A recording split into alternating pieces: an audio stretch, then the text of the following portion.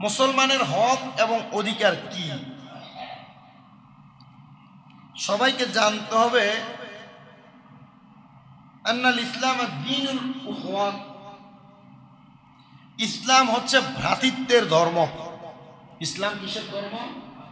ভ্রাতৃত্বের ধর্ম। ভাইয়ে ভাইয়ের বন্ধন যেমন ইসলাম ধর্ম। কেন? এই ইসলামের মহান একটা লক্ষ্য আছে, উদ্দেশ্য আছে। উদ্দেশ্যটা কি? উদ্দেশ্যটা হচ্ছে ওয়ামিন আযমি মাকাসিদিল ইসলাম, এই ইসলামের মকসদ ইচ্ছা হচ্ছে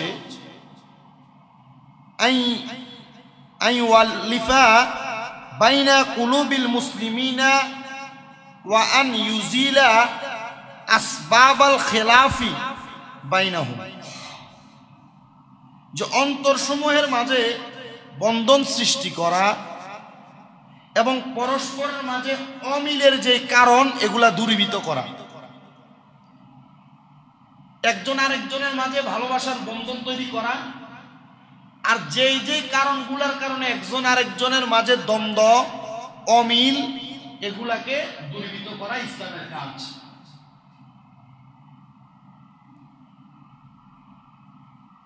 ফালিহাযা আওজাবাল ইসলামু আলাল মুসলিমিন,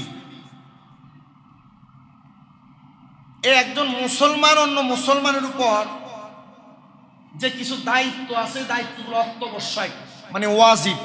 ওয়াজিব তরক করলে গুনাহগার হয়। বলেন কি হয়?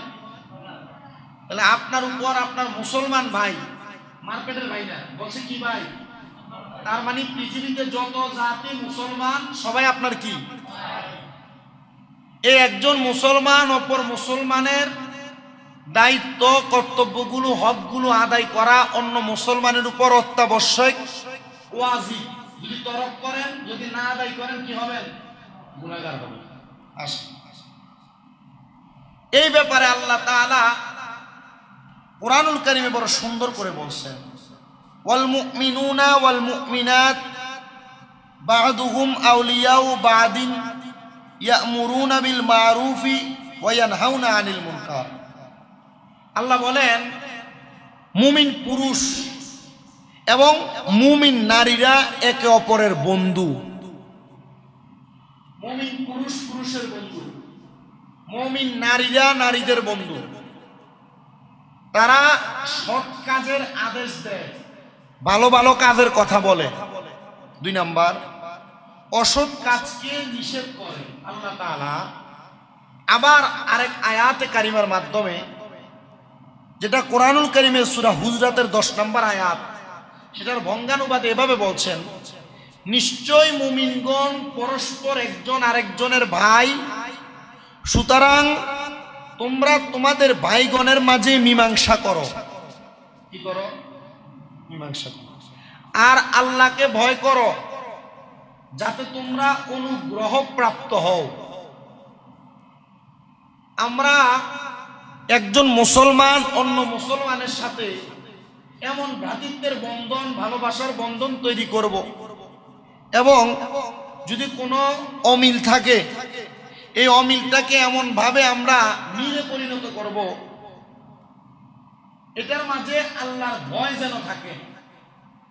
আল্লাহ তাআলা নিজেই বলছেন সূরা হুজরাতের 10 নম্বর আয়াতে, এটা যদি তোমরা করতে পারো তাহলে তোমরা আল্লাহর দয়া পাবে, আল্লাহর অনুগ্রহ পাবে। জোরে সরে পড়ি সুবহানাল্লাহ। আসেন নবীজি মুসলিম শরীফের 2য় খণ্ড 213 নম্বর পৃষ্ঠা 2162 নম্বর হাদিস,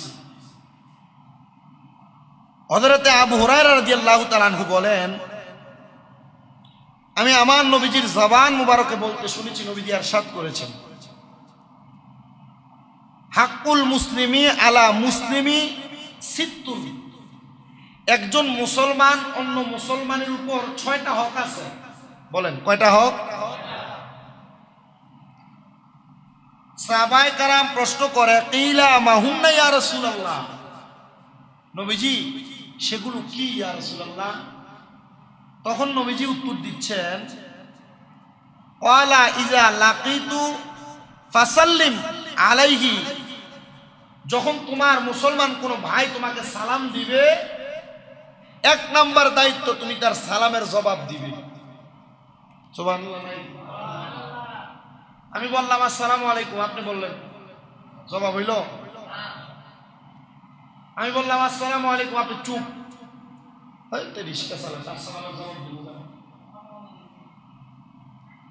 আমি বললাম আসসালামু আলাইকুম, আপনি চুপ। আরে আমি তার থেকে বড়, আমি কেন তার সালামের জবাব দিব? গেল। এটা মুসলমানের দায়িত্ব না।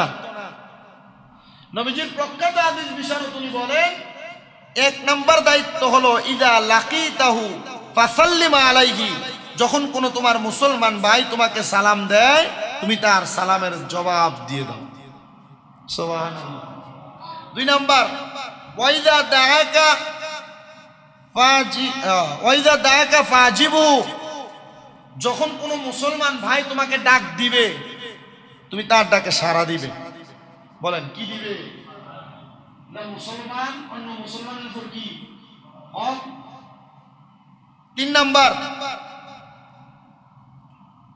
ওয়াইজাস্তানসাহাকা ফানসাহ লাহু,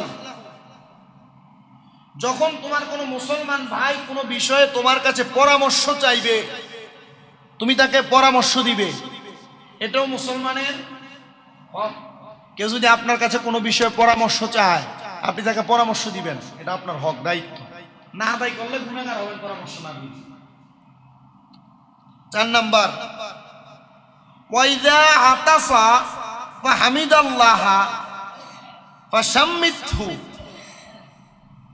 এবং কোন মুসলমান যদি তোমার সামনে